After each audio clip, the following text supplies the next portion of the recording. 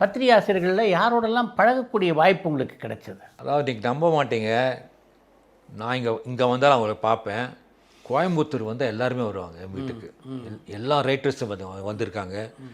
அப்புறம் பத்திரிகையாளர்களை வந்து ராக்கி ரங்கராஜன், ஜாரா சுந்தரேசன், புனிதன் வந்திருக்காங்க. இதயம் பேசுகிறது மணியன், அவர் உங்களுக்கு தெரியும். அவரோட பத்திரிக்கை பண்ணார். பத்திரிகை மணியன் மாத இதழ் ஒன்று ஆரம்பித்தார். அப்போ வந்து என்கிட்ட கதை கேட்குறதுக்காக வந்தார். அப்போ நான் வந்து லைட்டர்ஸ் ரோட்டில் வந்து ஒரு சின்ன வீட்டில் குடியிருக்கேன். மேலே வந்து ஒரு ஒண்டி கொடுத்தானோ, ஒரே ரூமு, இந்த பக்கம் சமையலறை, இந்த பக்கம் நடுவில் ரூமு, ஒரு பெட்ரூம். இதில் நான், அப்பா, அம்மா, மனைவி, 2 குழந்தைகள் இருந்தோம். அந்த இருந்தோம். அவருடைய மனைவி பேர் லலிதான்னு நினைக்கிறேன். லலிதா 2 பேரும் ஊட்டிக்கு போகிறதுக்காக வந்திருக்காங்க. மேட்டுப்பாளையம் ரோட்டில் தான் எங்கள் வீடு இருக்குது. இவர் தெருமுனையில் காரை நிறுத்திட்டு இங்கே ராஜேஷ்குமார் வீடு எதுன்னு கேட்டிருக்காரு.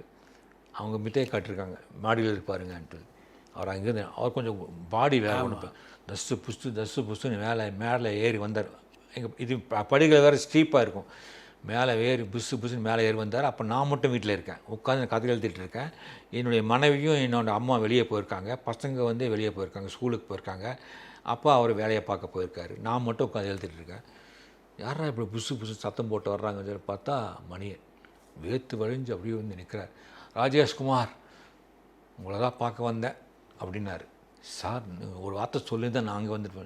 இல்லை நானும் லலிதாவும் ஊட்டி போகிறோம், போகிற வழி தானே அவங்க வீடு, அதை சொல்லிட்டு நான் வந்தேன் அப்படின்னு சொல்லி பார்த்தா உட்கார வைக்கிறதுக்கு வீட்டில் வந்து சரியான இடம் இல்லை. உடனே வந்து அந்த கட்டில் இருக்க அதையெல்லாம் சுருட்டி வச்சுட்டு உட்கார சொன்னேன். உட்காந்துட்டார். தண்ணி கொடுங்கன்னார். தண்ணி அவர் வேர்த்து வடியுது.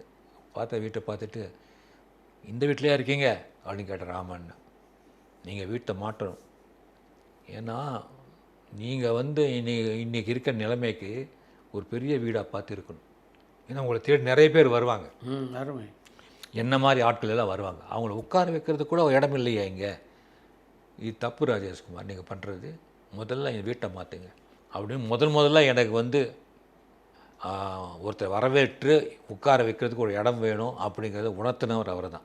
தங்கமான மனுஷன் அவர், நல்ல தங்கமான மனுஷன். அப்புறம் சொன்னார், ராஜேஷ்குமார் நான் ஏன் இங்கே வந்தேன்னா, நான் மணியன் மாதிரி ஆரம்பிக்க போகிறேன், அதில் முதல் கதை வந்து நீங்கள் தான் எழுதணும்.